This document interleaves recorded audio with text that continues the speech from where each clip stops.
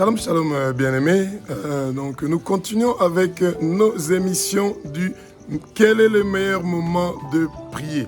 Alors, aujourd'hui, nous allons parler de la prière de la première veille du soir. Alors, la première veille du soir, c'est entre 18h et 21h. Et c'est une veille qui est très importante. C'est une veille qui est très importante dans la vie de beaucoup de chrétiens. Eh bien, la première veille, c'est un moment où vous pouvez donc prier pour que vous soyez remplis du Saint-Esprit. Être rempli du Saint-Esprit pour un chrétien, c'est très important parce que le Saint-Esprit, c'est lui qui nous donne la puissance et qui nous donne les dons de pouvoir faire beaucoup de belles choses et notamment le don de la guérison ou l'onction ou la puissance de la guérison. Et donc entre 18h et 21h, donc la première veille du soir et aussi la première veille du matin, donc ça veut dire de 6h du matin à 9h du matin, ce sont deux veilles très puissantes où vous pouvez donc utiliser pour prier pour quelqu'un qui est malade ou prier pour votre propre maladie. Donc vous pouvez être rempli du Saint-Esprit à la première veille parce qu'il y a ces anges de la guérison qui descendent pour guérir les gens qui sont malades. Dieu est souverain, bien-aimé. Il peut guérir à n'importe quel moment de la journée.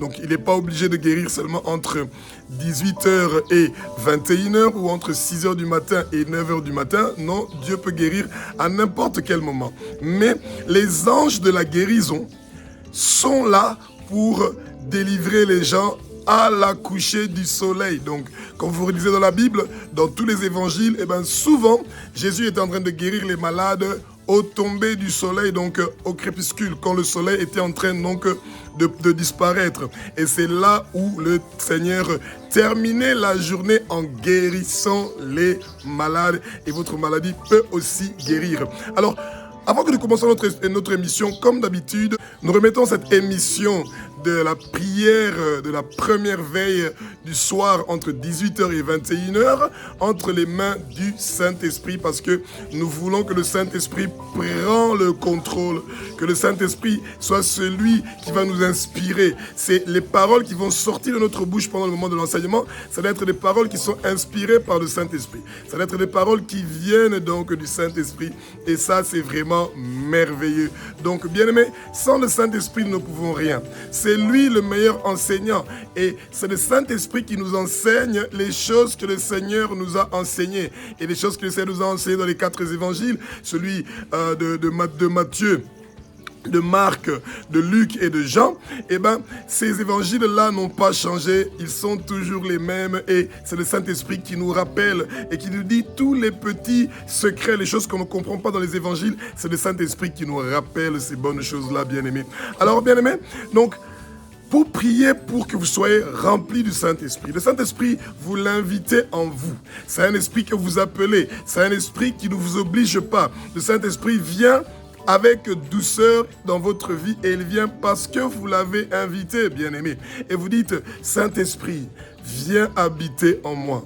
Je veux de toi, Saint-Esprit. Je t'aime, Saint-Esprit. J'aimerais tellement que tu restes avec moi. Ne t'éloigne pas de moi, Saint-Esprit. Je veux faire le chemin avec toi. Je veux vivre avec toi. Je veux dormir dans ta présence. Je veux marcher dans ta présence. Je veux parler en ta présence. Je veux que tu sois constamment à côté de moi. Et si je fais quelque chose qui t'attriste, Saint-Esprit, ne t'éloigne pas de moi. Ne t'éloigne pas de moi, Saint-Esprit. Parlez au Saint-Esprit. Parlez-lui, dites-lui, donne-moi, Saint-Esprit, la puissance que j'ai besoin pour pouvoir travailler pour le royaume de Jésus-Christ à Nazareth. Saint-Esprit, viens habiter en moi. Donne-moi les moyens, toi qui as le dépôt de tous les dons célestes, tous les dons qu'il y a dans le royaume de Dieu, de tous les ministères se trouvent entre tes mains, Saint-Esprit. Et j'aimerais bien les avoir, Saint-Esprit, parce que me voici. Je suis ton instrument, Saint-Esprit. Saint-Esprit. Utilise-moi volontairement pour partir dans chaque coin des 6 continents du monde entier pour aller faire la volonté du Père, celui de gagner des âmes qui doivent quitter le monde de ténèbres pour venir vers la lumière, vers le royaume de Jésus-Christ.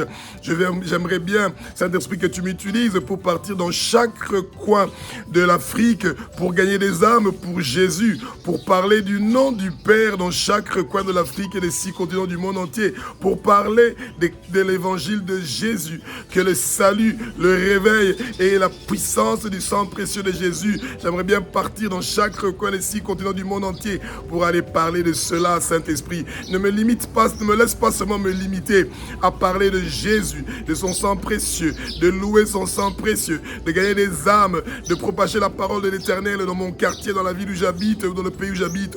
Je veux partir dans chaque coin des 6 continents du monde entier et là-bas, j'aimerais bien partir pour parler du Père et je dois être équipé et c'est toi le Saint-Esprit qui m'équipe.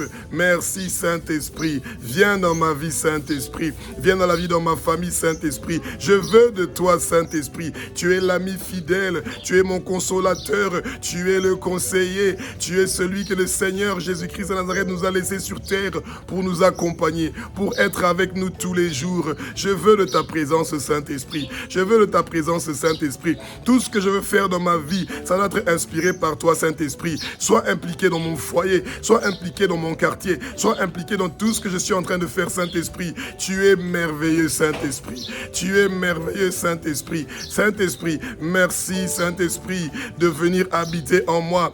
Tout ce qui ne te plaît pas dans mon corps, Saint-Esprit, tout ce qui ne te plaît pas dans ma vie, Saint-Esprit, brûle ça avec ton feu dévorant. Brûle ça avec ton feu dévorant. Brûle tous mes défauts, Saint-Esprit. Brûle tous mes défauts, Saint-Esprit. Toute chose qui ne te plaît pas en moi, ton fils, en ma famille, en ma femme, en mes enfants, le quartier où j'habite, le pays où j'habite, brûle tous nos défauts. Brûle tous nos défauts. Brûle tous nos défauts. Le sang précieux de Jésus-Christ de Nazareth est en train de nous laver. Saint-Esprit, rappelle-nous que Jésus-Christ de Nazareth a versé son sang sur la croix de Golgotha pour que nos péchés soient pardonnés, pour que nous soyons rachetés de la main de Satan. Et il nous a laissé, toi, le Saint-Esprit, pour que nous ayons la puissance. Et le Seigneur Jésus-Christ a dit dans sa parole que voici les miracles qui accompagneront ceux qui auront cru. Ils vont guérir les malades, ils vont chasser les démons, ils vont boire des breuvages mortels et ne vont pas mourir. Saint-Esprit, que ces paroles-là, mets-les, bloque-les dans ma tête de façon que je ne les perde pas. Chaque fois que le Satan voudra me dire « Tu ne vas pas guérir, tu ne vas pas guérir, tu es malade, tu vas mourir », je dois refuser ces choses-là que le Satan est en train de me dire. Et c'est toi, Saint-Esprit, qui dois occuper mes pensées. Mes pensées ne doivent pas être occupées par le Satan. Alléluia. Alléluia. Bien-aimés, et donc, vous devez appeler le Saint-Esprit, que le Saint-Esprit vienne dans votre vie, c'est très important. Et pour guérir des maladies, bien-aimés, qui vous dérangent, ou vous voulez prier pour quelqu'un qui est malade, eh bien, la guérison, le Seigneur est souverain, il le fait comme il veut, et quand il veut, et au moment où il veut. Et que sa volonté soit faite pour la guérison de votre maladie. Mais il y a quelques conditions que nous devons toujours remplir, bien sûr, pour guérir des maladies. D'abord, vous devez vous humilier. Ça veut dire au Père, où la personne qui est en train de prier doit s'humilier, doit dire « Abba, notre Père qui es aux cieux, notre Dieu, notre Roi, au nom de Jésus-Christ de Nazareth, ton Fils unique, né d'une vierge qui s'appelle Marie, eh ben, je m'humilie devant toi, oh Abba, je m'abaisse devant toi, oh Abba, je me mets face contre terre devant toi, oh Abba, je cherche ta face, oh Abba, notre Père qui est aux cieux, notre Dieu, notre Roi. Et donc vous devez vous abaisser, bien-aimés, parce que celui qui pense qu'il est orgueilleux et qu'avec son orgueil il peut venir pour dire, moi je suis ministre, je suis député, hein, je suis licencié, je suis docteur, et c'est parce que vous avez un titre que le Seigneur va vous guérir, c'est faux. Dieu ne connaît pas toutes ces choses-là. Lui, il combat même ceux qui sont orgueilleux. Donc ne soyez pas orgueilleux quand vous venez devant la présence du Seigneur. Soyez honnête quand vous venez. Si vous avez une maladie qui est en train de vous déranger, le Seigneur le sait. La majorité des fois quand les gens reçoivent une guérison, ils retournent dans le péché. Et le Seigneur ne veut pas que vous retournez dans le péché. C'est pour ça que le Seigneur vous parle aujourd'hui, bien-aimé, et il vous dit, je peux te guérir, oui, mais après la guérison, tu vas faire quoi? Est-ce que tu donnes ta vie d'abord à Jésus et ensuite tu vas recevoir la guérison et tu demandes que le baptême du Saint-Esprit vienne en toi, que le feu du Saint-Esprit vienne habiter en toi? Et si le Saint-Esprit habite en toi, ça veut dire que tu refuses le péché. Tu décides de mener une vie de sanctification. Tu refuses le péché et vous dites, Saint-Esprit, je veux mener une vie de sanctification. Je ne veux plus du péché dans ma vie, Saint-Esprit. Je déteste le péché, Saint-Esprit. Viens habiter en moi, Saint-Esprit. Bien-aimé, et ensuite, avant que vous commencez à demander la guérison, vous devez absolument faire la confession de foi. Ce qu'on dit, que vous croyez que Jésus-Christ de Nazareth est le Fils de Dieu, que Jésus-Christ de Nazareth est Dieu, que Jésus-Christ de Nazareth a versé son sang sur la croix de Golgotha pour que vous puissiez avoir la guérison de votre maladie. Bien-aimé, Jésus-Christ de Nazareth est devenu la maladie que vous avez sur la croix pour que vous soyez guéris de cette maladie-là. Si vous avez par exemple le bégaiement, que vous avez des difficultés à parler, Jésus-Christ de Nazareth est devenu le bégaiement sur la croix pour que vous recevez la guérison de votre bouche et que chaque mot qui va sortir de votre bouche sorte d'une façon normale et que vous guérissez du bégaiement au nom de Jésus-Christ de Nazareth. Comme la majorité des maladies sont des démons, vous pouvez dire la phrase suivante, vous dites « Esprit de bégaiement ». J'attache tes pieds, tes mains et je ferme ta bouche, pas de spectacle.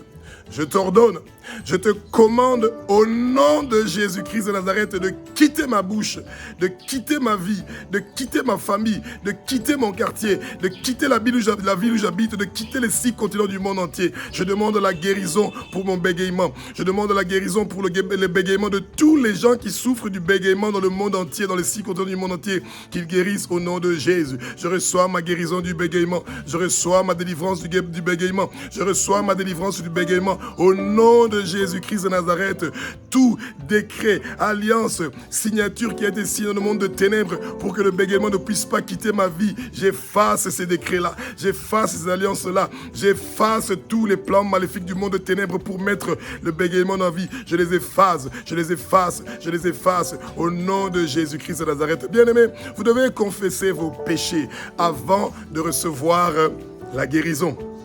Et rappelez-vous, ce sont des étapes qui sont très importantes à respecter. Vous devez confesser vos péchés. Vous dites la phrase suivante.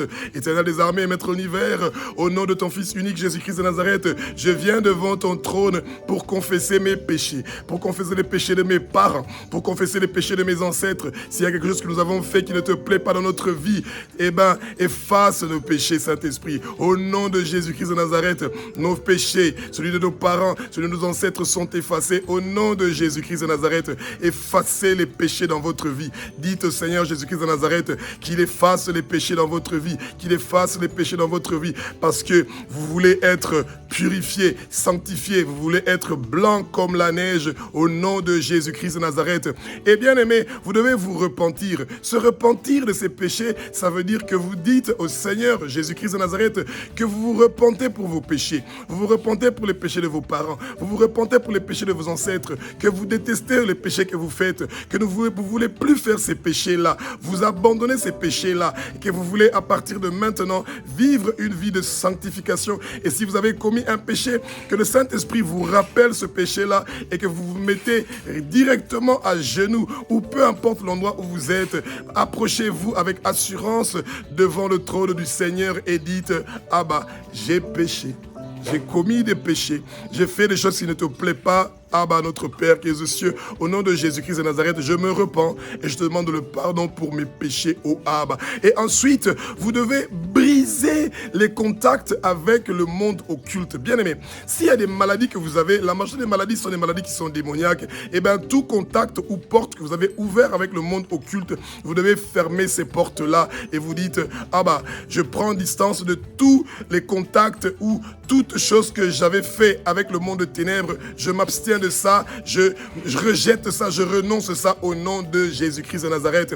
Et ensuite, bien-aimés, le pardon des autres est quelque chose de très important. Vous devez pardonner les gens qui vous ont offensé, qui vous ont fait du mal. Ce sont des conditions qui sont très importantes pour recevoir la guérison. Eh bien, vous dites, Éternel des armées, Maître univers, au nom de Jésus-Christ de Nazareth, de toute personne qui m'a offensé ou qui m'a fait du mal, je le pardonne au nom de Jésus-Christ de Nazareth. Je le pardonne au nom de Jésus-Christ de Nazareth.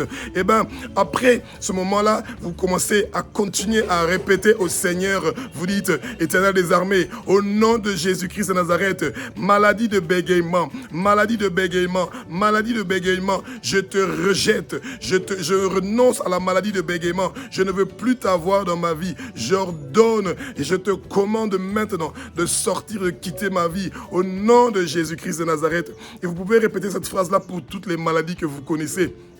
Et bien aimé, ne vous fatiguez pas. Et si vous n'êtes pas guéri de cette maladie-là, continuez à chercher la face du Seigneur, que le Saint-Esprit vous parle et que le Saint-Esprit vous dise pourquoi vous ne guérissez pas de cette maladie-là au nom de Jésus-Christ de Nazareth. Alléluia, alléluia, alléluia.